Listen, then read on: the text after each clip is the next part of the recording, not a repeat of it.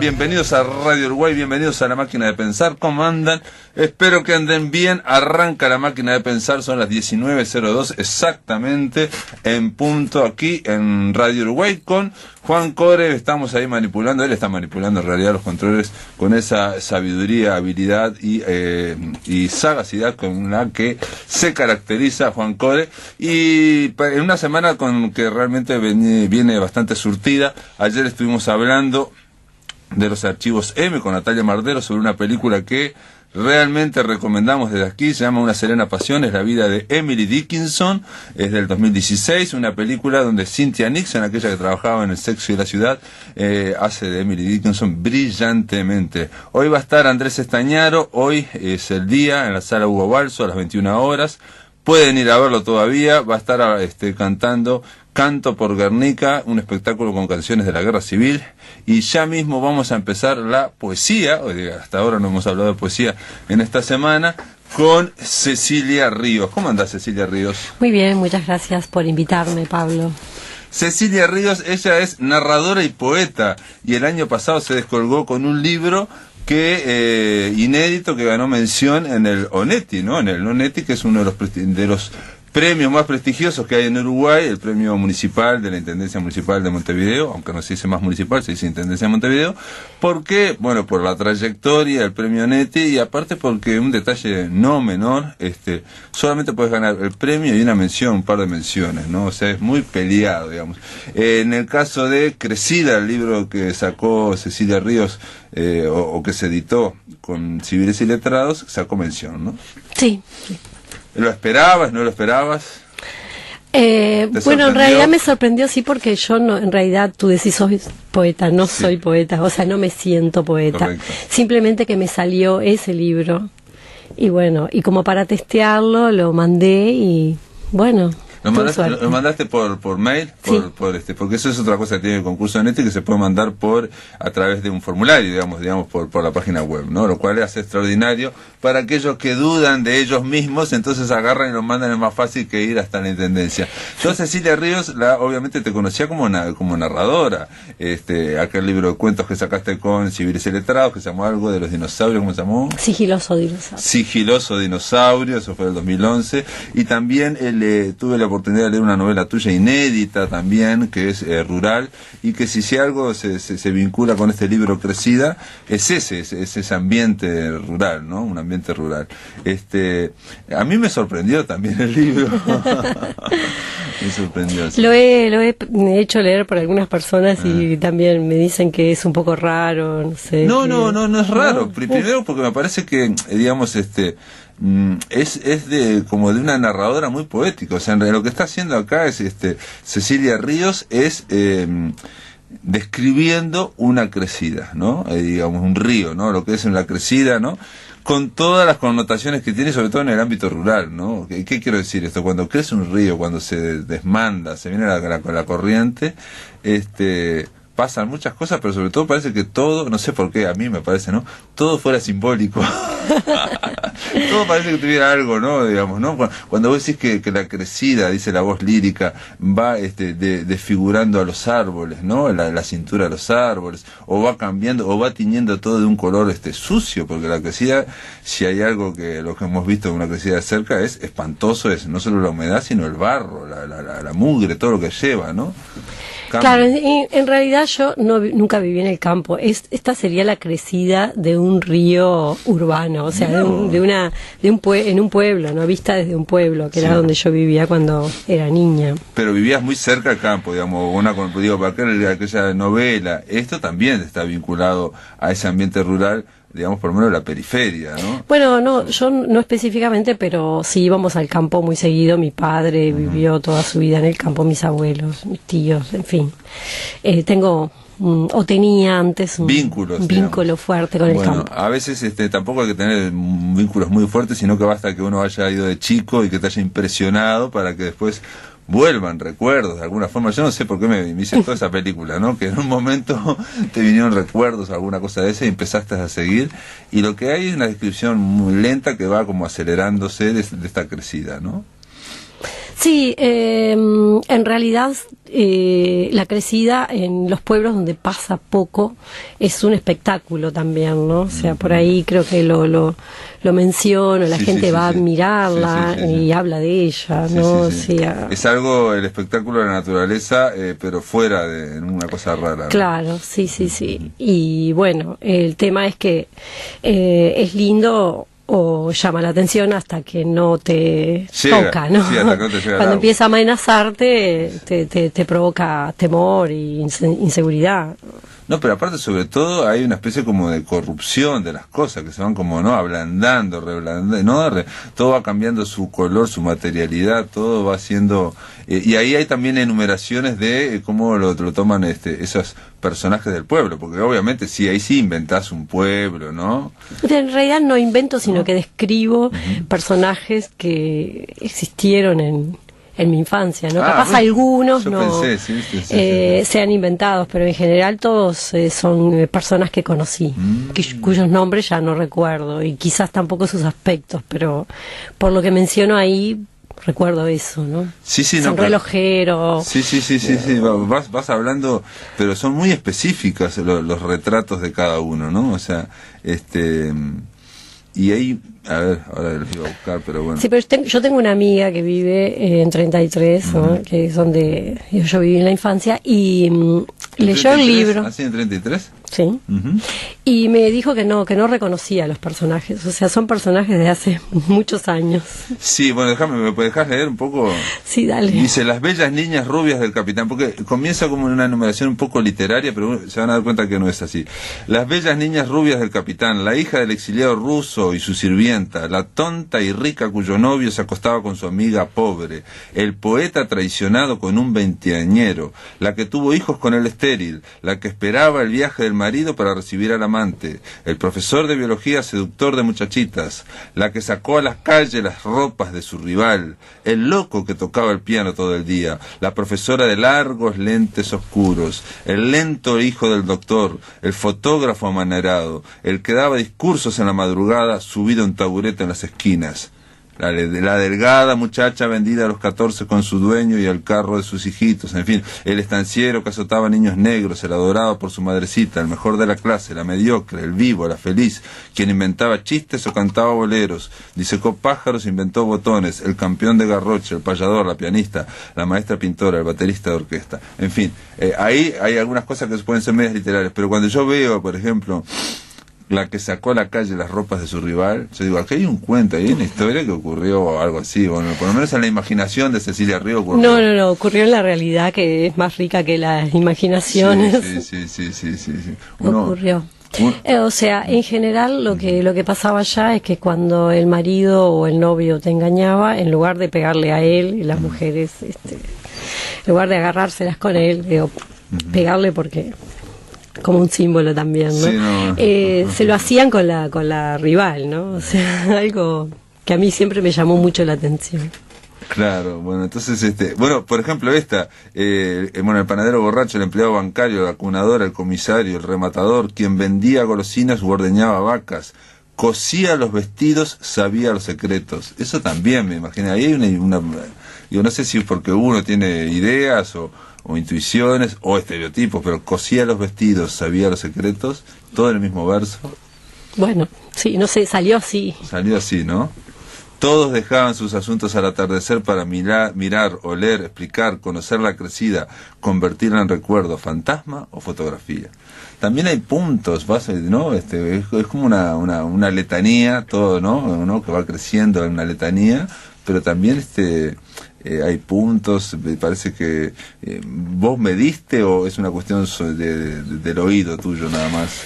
Bueno, cuando empecé a escribirlo, sí, busqué esa musicalidad que le da de alguna forma el conteo de las sílabas, ¿no? Lo empecé hace muchos años, hace como 5 años, ponele que me llevó 3 años hacerlo, lo hice con mucho cuidado. Después lo que pasa es que me fue, digamos, me fue invadiendo también a mí esa crecida, entonces esa métrica que al principio está muy marcada, se fue perdiendo, ¿no? Es como que también yo me desbordé. Claro. Pero cuando empecé a escribirlo, que empecé por el principio, ¿no? Y seguí así, ¿no? No es que porque una novela escribe y un pedazo, después otro, por lo menos yo, pero acá no, fue como una cosa lineal y bueno, y fue adquiriendo esa forma, ¿no? Mirá vos, también a veces son como límites que uno se pone para empezar y de repente, sobre todo en procesos más largos, el mismo texto después va cambiando, ¿no? O sea, esos límites uno los va, no sé si se van desbordando, los va rompiendo de alguna forma, ¿no? Cuando ya tiene una consistencia. Sí, por supuesto, cuando ya tiene un cuerpo, digamos. Sí, ya tiene una solidez, digamos, ¿no? Sí, yo a veces comparaba con, pero esto es para la narrativa, no para la poesía, con eso que se pone a veces para hacer un piso de Portland o lo que fuere, ¿no? Uno que pone una serie de esas varillas que se ponen, de repente después se sacan y eso queda todo fraguado, ¿no? A veces esas pequeñas cosas te sirven al comienzo y después no quedan, ¿no? Claro, eso es cierto, marca, sí, es, ¿no? Como pero creo que también hacerlo así me ayudó como a priorizar la musicalidad que creo que la poesía tiene que tener, algo musical, algo rítmico, en fin. Aparte sonar de alguna forma. Sí, no, sin duda. Y bueno, está jugado a eso también, ¿no? Sí, está jugado pero lo que pasa es que también si uno lee de repente un cuento de Faulkner, también está jugado a que suena y una letanía y que va avanzando, ¿no? Claro, la narrativa incluye eso también, muy emparentado ¿no? con la poesía, ¿no? Claro. Pero, digamos, se ve más claramente en la poesía, por lo menos en la que a mí me gusta. Claro, y no tuviste, porque también después aparecen los militares también, ¿no? Y se menciona hasta un año, 1972, ahí me hiciste dudar, ¿no? Si era una crecida verdadera, si era una crecida más simbólica, ahí se fue más todavía, ¿no? Elevó al cuadrado todos los símbolos, porque ¿qué pasa? Para Jung, por ejemplo, la inundación, el agua, es signo del inconsciente, y cuando hay crecidas, hay desbordes, es que hay precisamente cosas que vienen de adentro, que están empujando por salir, ¿no? Bueno, sí, lo que pasa es que ese año, en esa fecha, sí, 72, hubo un asesinato de un albañil que fue, digamos, el que inició el periodo, un precursor de la dictadura, ¿no? O sea, fue un caso muy sonado y, bueno, en 33 se detuvo a este muchacho y a los 2 días apareció muerto. Fue muerto por tortura. Y eso en el pueblo llamó mucho la atención porque era una sorpresa en aquel momento, y bueno, y también lo fue para mí, para mi familia, y a mí me marcó en ese momento. Tenía 13 años y bueno, me apareció también ahí. Volvió a apareció en este momento, mirá vos, sobre todo para el interior, ¿no? Porque toda esa polarización que yo supongo que estaba ocurriendo en Montevideo, capaz que se vivió más, y en el interior apareció como, ¿no? De la nada. Claro, el interior en aquella época era como el lejano oeste, ¿no? Exacto. Fíjate que ahora con internet se ha acercado bastante, pero en aquella época era lejos.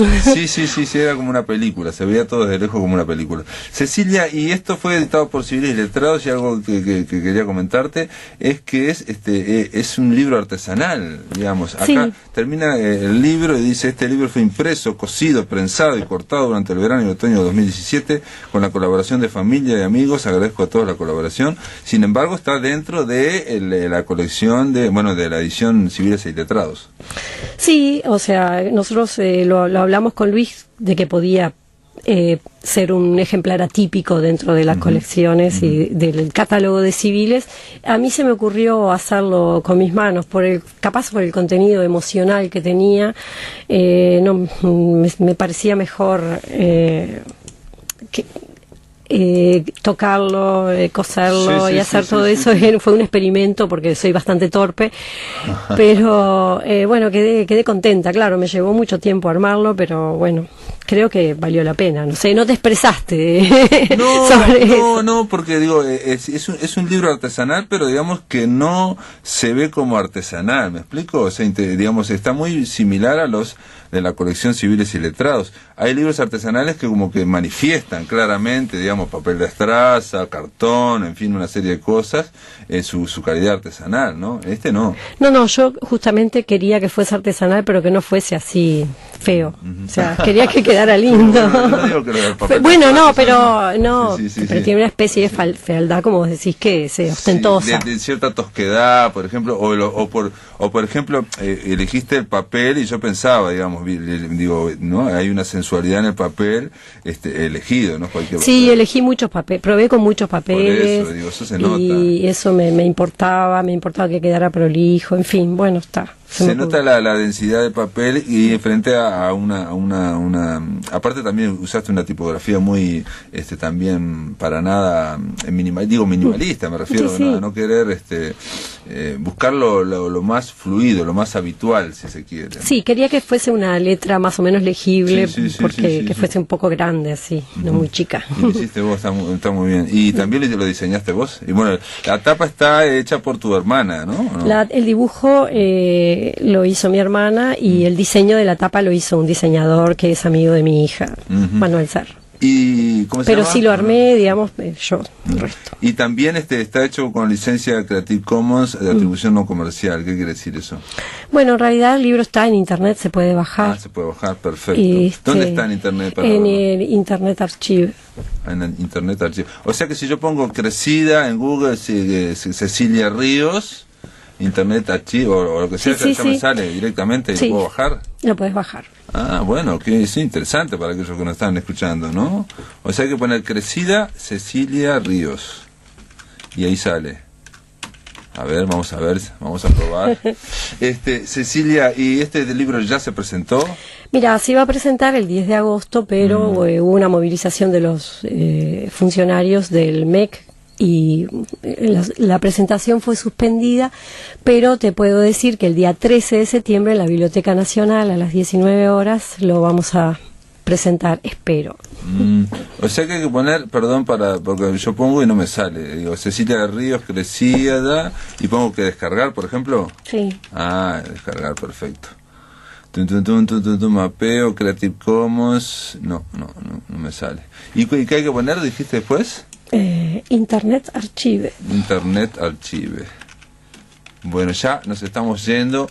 Es sencillo, amigos, y aquellos que quieran leerlo, si no, escriban a la máquina de pensar @dine.com.uy, que nosotros se lo mandamos. Aquí veo, sí, Community Text, Freebox, aquí Internet Archive se puede encontrar. Cecilia Ríos está presentado a la Crecida, un libro que vale la pena, mención de honor o mención en el concurso NETI. Gracias por estar acá en la máquina de pensar. Bueno, gracias a la máquina de pensar y a ti, Pablo, por acordarte de la poesía y la Crecida. En el aire de Radio Uruguay, La Máquina de Pensar. Muy bien, en la edición bogotana de La Máquina de Pensar vamos a darle la bienvenida acá en el Café Jacinto, aquí en la 94 y la 13, en el norte de Bogotá, a Sergio Ocampo Madrid. ¿Cómo andás, Sergio Ocampo Madrid? Hola, Pablo, encantado de estar con ustedes.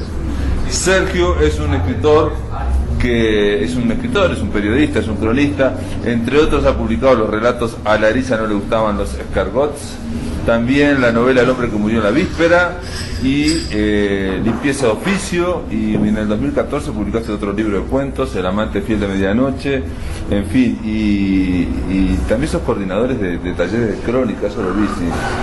Sí, coordino el taller de crónica con el Fondo de Cultura Económica en Bogotá. Y también tenés El hombre que murió en la víspera, ¿no? Es tu última novela. Esa es mi primera novela. Tu primera novela. Sí, mi primera novela, El hombre que murió en la víspera, y la segunda se llama Limpieza de oficio. Y 2 libros de cuentos que son A Larisa no le gustaban los escargots y El amante fiel de medianoche. Bueno, ¿y cómo te planteas esa escritura de la diferencia entre los cuentos, entre la novela, mirá qué pregunta te voy a hacer, y la crónica? ¿O para vos no hay tanta diferencia? Sí, hay mucha diferencia, mucha. Yo trabajé como periodista un par de décadas y fui cronista, no tanto como me hubiera gustado, que tenía más cargos como editor y cargos administrativos en los periódicos. Pero de ahí le tomé todo el amor a la crónica, todo el respeto. Yo tengo la teoría de que todo lo que escribimos, por lo menos en Occidente, se desprende de la crónica. Veo la Ilíada como una gran crónica de guerra, por ejemplo. Veo la Odisea como una gran crónica de viaje. Y creo que de ahí en adelante todos los libros que existen se desprenden de esos dos enormes textos de Homero. Sin embargo, hace ya 11 años, 12 años, decido hacer una ruptura con el mundo periodístico para iniciar una exploración en el mundo literario. Y descubro que sí, definitivamente las lógicas son muy diferentes, los lenguajes son muy diferentes y que hay que hacer todo un cambio de chip en la cabeza para pasar de la no ficción a la ficción. Ahora, la crónica, no sé en Colombia, en el estado que está, por ejemplo, sé que en Chile prácticamente es el primer género narrativo, más aún casi que la novela, ¿no? Y te puedo decir que en Argentina hay un resurgimiento de la crónica, una revalorización con grandes escritores que empiezan o continúan la crónica, entre ellos Eguard, por ejemplo, la gran Eguard. Sin embargo, por ejemplo, te comento, en Uruguay prácticamente la crónica es un género menor. ¿En extinción? No, menor, no está considerado como un gran género con todo esto que acabas de decir. ¿Cómo es aquí en Colombia? Mira, yo tengo otra teoría y es que ese resurgimiento de la crónica en América Latina, y creo que en español, de alguna manera se le debe a la fundación de Gabriel García Márquez, a la Fundación para el Nuevo Periodismo Iberoamericano. ¿Por qué? Porque hace 6, 7 años, no más, 10 años ya, deciden armar un gran evento que se llama Los Nuevos Cronistas de Indias. Y bajo el paraguas de la fundación, Jaime Abello Banfi, que es su director, ha logrado reunir a los grandes cronistas de América Latina, los ha puesto a discutir, les ha dado visibilidad. Y creo que Leila Guerriero puede dar fe de eso, y Martín Caparrós da fe de eso, claro. Y Juan Villoro da fe de eso, y en Colombia tenemos uno de los mejores, que es Alberto Salcedo. Alberto Salcedo Ramos, un cronista enorme, muy buen vendedor de libros además. ¿Qué quiere decir muy buen vendedor de libros? Quiero decir que sus cifras son envidiables. Ah, perfecto. O sea, vende muchos libros. Vende muchos libros, no, sí. Porque el muy buen vendedor de libros puede entenderse por otro lado también. Sí, tiene razón, es una claridad importante de hacer. No, un enorme escritor que vende muy bien y creo que gracias a Alberto también la crónica goza de muy buena salud en Colombia. Porque de alguna forma yo creo también, vos lo planteás por la Fundación García Márquez, es cierto que tiene una gran preeminencia sobre todo por los premios también que da el periodismo, ha tenido una labor continua a lo largo de muchos años. Sí. Pero me parece que hay algo más que está por debajo, si se quiere, que es una especie de la crisis de la ficción tal como la conocíamos hasta fines del siglo XX. ¿no? Total. Entonces lo que aparece en todo el mundo, y me refiero a todo el mundo, por lo menos occidental, Francia, Inglaterra, España, Italia y también en América, es la llamada escritura del yo, la autoficción, ¿no? Donde ya el escritor se pone como un personaje, entonces no sabemos qué es real y qué es exactamente ficción, se juega a ese juego, y la crónica de última también se va cambiando, digo, ¿no? ¿O no? Sí. O sea, empieza como una crónica objetiva, aunque no sé si alguna vez la crónica fue objetiva, nunca fue objetiva realmente, y se va subjetivizando. Pero mira que estoy de acuerdo contigo, pero también le veo otra arista importante al fenómeno, y es como una tendencia post-boom, una tendencia post-realismo mágico, en la que estos países descubren que sus temas específicos pueden ser temas muy vendedores para contar. Y yo creo que de ahí se cuelga la crónica para generar una especie de nuevo boom. Yo sí creo que hay una especie de nuevo boom latinoamericano y que no depende tanto de la ficción como de la crónica. Entonces ves a los mexicanos produciendo unas cosas buenas sobre sus fenómenos terribles de narcotráfico, de migraciones, de explotación de migrantes, desaparición de migrantes. Ves a Colombia, no sé si afortunada o desafortunadamente, liderando el tema de narcotráfico también. Bueno, a mí me comentaba un periodista que me hizo una entrevista, me comentaba que él quiso presentar en una editorial sus crónicas periodísticas, ¿no? Y dijeron, no, esto no, como que no iba a vender, y le plantearon que tenía que ser del conflicto, o del post-conflicto, o del narcotráfico, ¿no? Y entonces al final se enganchó y hizo otra cosa, que es con el primer ciclista de la Vuelta Ciclista de 1948. El escritor el periodista se llama Indalecio, ahora no me acuerdo el nombre, el apellido. Pero con esto quiero decirte que me llamó la atención que se le nombrara como conflicto al estado de guerra interno que ha tenido Colombia. Me pareció una cosa un poco eufemística. Y por otro lado me dijo que eso es lo que la gente quiere leer aquí en Colombia. Por ejemplo, a los que han estado secuestrados, me decía, con toda la industria de secuestro que hubo en su momento, prácticamente cada uno que vivió esa terrible experiencia escribió un libro, dice, y la gente lo seguía comprando. Así es. Y bueno, y otros fenómenos que de alguna manera se involucran también con todo esto, como el fenómeno de nuestra pobreza en las comunas, comunas de las que salieron muchos de los sicarios de Pablo Escobar, todos estos fenómenos de descomposición social relacionados con lucha de clases, con exclusión, son muy vendedores en Colombia.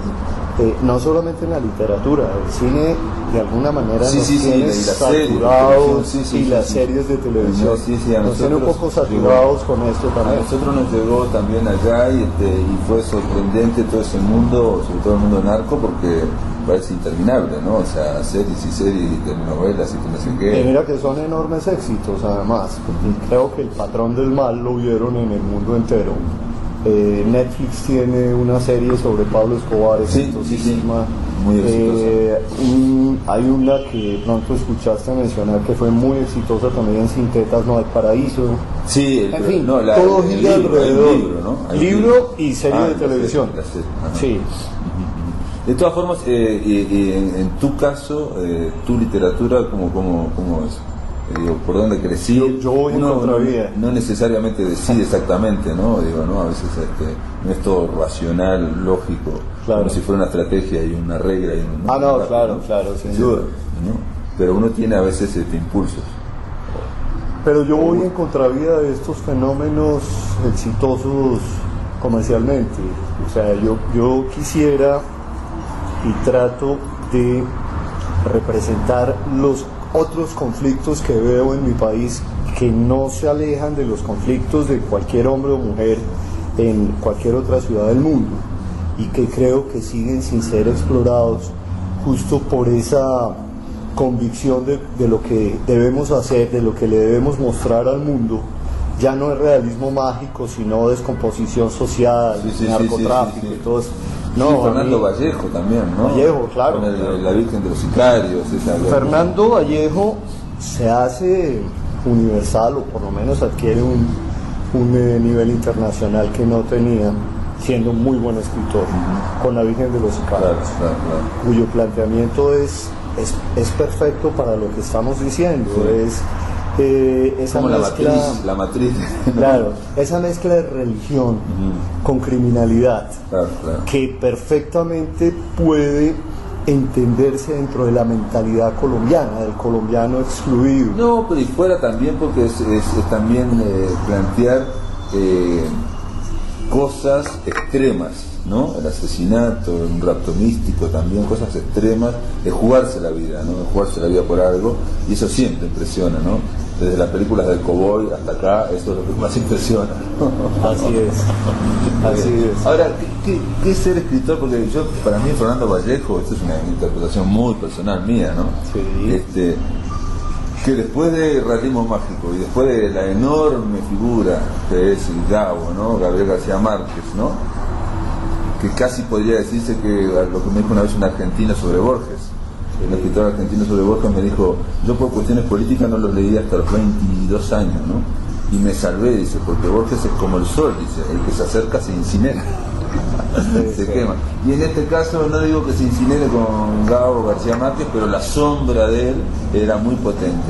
Y Fernando Vallejo me parece como no digo que lo haya pensado específicamente, creo que en parte también lo pensó, como sacarse encima esa gran estatua, ¿no? Sacarse encima esa sombra. Sí, de alguna manera ha sido una de sus luchas, pero en el caso de Vallejo yo creo que es un poco estridente la lucha. Y la asume con una cantaleta, no sé si ustedes manejen la palabra cantaleta, que es como sí, cantinela que va repitiendo una y otra vez, y repitiendo, que a veces puede alcanzar. Entonces ya después de 20 años uno empieza a sentirse un poco cansado con Vallejo, con lo que dice, pero de Vallejo tengo los mejores recuerdos de la obra inicial, de todo lo del Río del Tiempo, que es precioso, hasta la Virgen de los Sicarios. Yo creo que ahí hay un punto de quiebre en el cual en lo personal Vallejo deja de gustarme tanto. En el aire de Radio Uruguay, La Máquina de Pensar. Continuamos, amigos, escuchando ahora la segunda parte de La Máquina de Pensar, edición bogotana, la entrevista que le hicimos en un café de Bogotá a Sergio Ocampo Madrid. Pero la pregunta es muy sencilla y a la vez muy difícil de contestar, quizás. ¿Cómo es ser, o qué significa ser escritor de narrativa, ¿no? De ficción, en Colombia después de García Márquez? Okay. Esa es una gran pregunta. Es una pregunta muy buena, además, porque yo creo que es, aunque cada vez menos todavía lo sientes, es una especie de sin salida. O sea, Gabo es una referencia porque o te señalan de escribir como Gabo, correcto, por cualquier giro, por cualquier figura, por cualquier hipérbole, o te señalan de estar de modo exprofeso huyendo de parecerte a Gabo. Entonces estás perdido por un lado o por el otro. Sin embargo, siento que sí se está diluyendo la presencia muy rápidamente, no la presencia de la obra. Y ahí estoy en desacuerdo total con lo que se dijo hace un mes, un par de meses. No sé si leíste a Santiago Roncariolo hablando de que 100 años de soledad había perdido vigencia, con unos argumentos un poco livianos, ¿verdad? Por el argumento de que ya no vuelan mujeres hacia los cielos llevándose las sábanas, pero pues es que en los años 60 tampoco volaban esas mujeres. Entonces, yo creo que la obra seguirá vigente por siempre, porque es enorme, y particularmente 100 años de soledad. Pero esta sombra, esta presencia tutelar, sí creo que con la desaparición física de Gabo va cediendo y va cediendo muy rápidamente. Mira. Yo creo que 100 años lo recomiendo a todos los adolescentes y hasta ahora nunca me ha fallado, ¿no? O sea, chicos de 15, 16 años que lo empiezan a leer ahora y nunca nadie me dijo que no le gustó, ¿no? O sea, estamos hablando de gente que nació en el siglo XXI, ¿no? Claro, o sea, y funciona igual. Y que la sigue leyendo y entendiendo y asimilando. Es una máquina de narrar extraordinaria, 100 años de soledad. Y en el caso, entonces, vos decís que la presencia mediática, esa presencia tan fuerte que tenía Gabo en cuanto a...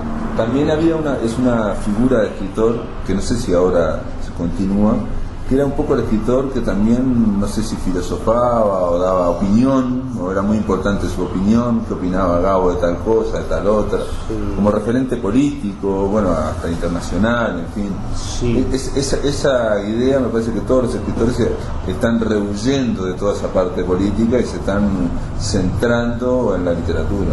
Me da la impresión. Sí, pero mira que ahí hay otra cosa interesante, y es que Mario Vargas Llosa en el último mes también sí, lo vi. Ha insistido mucho en que Gabo, de eso muy poco, sí. En que Gabo fundamentalmente era un artista, un maravilloso de acuerdo, un mago de la palabra, dijo que era un poeta, un tremendo poeta, pero que no era un pensador, que no era un hombre de ideas. No, yo sí creo que la presencia política de García Márquez es importante, que este proceso de paz que logramos el año pasado, logramos entre comillas, de alguna manera tiene una presencia de García Márquez también. Pero sí veo, por lo menos como tendencia mundial, y le veo lógica además, ya no estar inscrito en un bando político, ya no estar adoctrinado o adoctrinando, bueno, de alguna manera, porque esas utopías de los años 60 sí, han caído, sí, todos esos grandes relatos cayeron. Sin embargo, en el caso colombiano, sí te digo que vivimos un extrañísimo fenómeno de polarización política, muy duro. Por el tema de la paz. Y por el tema de la paz. Sí, a favor del tratado de paz y en contra, no en el sentido, digamos, de gente que esté en contra de la paz, sino de las condiciones. No, hay gente en contra de la paz, eso hay que decirlo con toda claridad, claro que sí. ¿Y escritores hay de un lado y del otro? Pero casi toda la inteligencia del país está del lado del proceso de paz. Es muy difícil encontras de pronto algunos dinosaurios, algunos viejos tipo Plinio Apuleyo Mendoza, que siempre fue como una especie de sombra de García Márquez. En algún momento se presentó como su mentor, que en algún momento militó en la izquierda, supuestamente. Bueno, el libro El olor de la guayaba es un inolvidable libro, ¿no? Claro, es inolvidable ese libro. Entonces a él lo tienes del lado de la derecha y del lado de la opción de la autoridad, de la fuerza, pero es muy difícil encontrar intelectuales colombianos de peso que estén a favor de esa opción. Casi todo el resto está liderada con el proceso de la paz, con la inclusión de las FARC en la vida nacional, con una corrección histórica a todos esos errores que se cometieron, que derivaron en una guerrilla que se volvió absolutamente criminal. Pero entonces la derecha colombiana ha logrado reducir el debate a: eres un comunista, eres un castrochavista, es el término que se acuñó en Colombia. Sí. Eres un castrochavista, eres un tipo muy peligroso. Y mira lo que está pasando en Venezuela, y Colombia va para allá. Sí, a mí me han dicho también, en conversaciones, que está ese miedo de que si las FARC se integran al proceso político, ganen el gobierno, en fin, y que esto se convierta en algo tipo Chávez. Y yo les comentaba, la experiencia uruguaya, ¿no? Porque ¿qué pasa? El tema de la guerrilla, ahora nos ponemos a opinar de política, pero bueno, el tema de la guerrilla es que está siempre rodeado de un aura de leyenda, siempre. Sí. Y la política es básicamente datos concretos de la realidad, número de votos, acumulación de poder. Sumar. Es muy concreta la política. Así es. Y entonces lo que pasó allá en Uruguay, cuando la guerrilla vino la democracia, durante los primeros 5 años la guerrilla no se presentó, o sea, los guerrilleros no se presentaron a las elecciones, ¿no? En 1990, cuando se van a presentar por primera vez, y yo me recuerdo que hablaba y decía, bueno, ¿cuántos votos esperan? Y claro, no tenían ni idea, pensaban que iban a ser muchos más, en fin, y de hecho ningún guerrillero se presentó. Presentaron, digamos, a gente de civil, que era, digamos, y sacaron 2 diputados. ¿De cuántos? De entre 99. Ah, no, muy malo. Y a los 5 años siguientes, o sea, en el 94, por primera vez se presenta un guerrillero, digamos, y que era Pepe Mujica, que dentro del MLN no era el máximo, o sea, ¿me explico? O sea, fue el único que se atrevió a presentarse y a poner la cara. El resto, porque siempre es más fácil luchar contra el sistema que hacer una campaña electoral. Claro. Y lo que ocurrió con, digamos, en este caso la guerrilla, fue que fue ganando ya, o sea, el guerrillero, ¿no? Fueron cambiando el discurso y fueron ganando poco a poco más diputados, senadores, y hasta que llegamos al extremo de que Pepe Mujica llegó a ser presidente, ¿no? Pero Y estamos hablando de un proceso entre el 90 y el 2014. Claro, casi 30 años. 25 años. 25 años. Pero mi planteamiento ahí es que por lo menos en el caso uruguayo, en ese proceso del 90 al 2014, casi 25 años, el discurso ya estaba muy morigerado. Claro, sí, va evolucionando. Eso todo es lo que esperamos que ocurra en Colombia. También. Una pregunta, porque digo, usted se habla de esto, ya estamos hablando también de las FARC y todo esto, lo que puede pasar. Pero aquí no hay una experiencia concreta del M-19 que se fue al proceso político, dejó las armas. Sí, ¿Y por qué no se toma en cuenta eso? Porque tiene unas características muy diferentes entre el M-19 y las FARC, hay unas diferencias enormes. La una era una guerrilla urbana, una guerrilla hasta cierto punto culta, o hasta cierto punto no, una guerrilla intelectualizada, una guerrilla... el M-19, sí. El M-19, sí. Una guerrilla en la que tú encontrabas muchos miembros de lo que en Perú se conoce con la palabra caviar, que me parece maravillosa. O sea, izquierda de caviar, o sea, izquierda de buenos apellidos, izquierda de gente estudiada afuera. Mientras que las FARC son una guerrilla fundamentalmente campesina.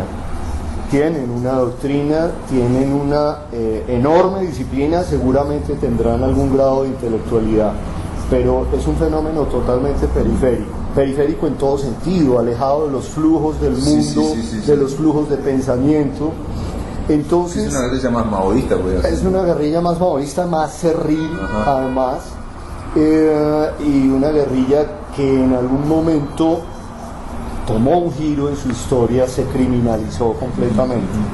Con lo algo que suele ocurrir en todo el mundo, ¿no? Cuando la guerrilla toma el poder, pasa mucho tiempo. Y cuando es muy vieja la guerra. Hacen digamos ahí, actitudes de mafia, ¿no? Se van claro. Entonces tú ves, en el proceso de paz de 1990 con el M-19, tú ves una actitud del M-19 humilde, podríamos decir. Una actitud de, hey, comprendemos que ya no podemos seguir en este camino, queremos insertarnos, queremos participar. Les asesinan a su líder político y aún así siguen adelante. El gobierno de César Gaviria les concede un ministerio, por primera vez tuvimos un guerrillero en un ministerio, en el Ministerio de Salud. Y de ahí en adelante el M-19 ha sido una presencia política muy menor.